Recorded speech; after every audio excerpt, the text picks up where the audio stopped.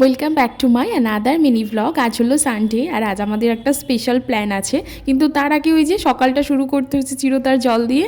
তারপর আমি, প্রতীক আর শ্রেয়ান তিনজনে রেডি হয়ে বেরিয়ে পড়েছিলাম।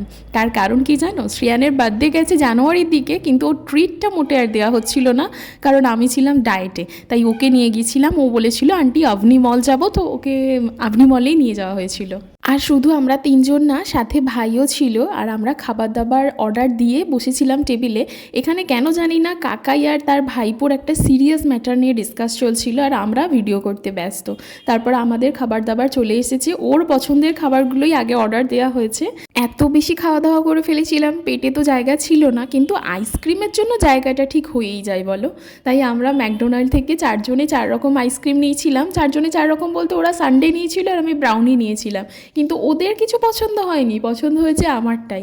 আবার বেরিয়ে আপনি মলের বাইরেই না পপসিকল পাওয়া যায়, ওখান থেকে পপসিকল খেয়েছিলাম। আর যারা এই জিরা ফ্লেভারটা খাবে তারা তো বারবার খেতে থাকবে। আভানি থেকে বেরিয়ে আমরা আবার কোথায় গিয়েছিলাম তা নিয়ে পরের ভ্লগে দেখা হচ্ছে।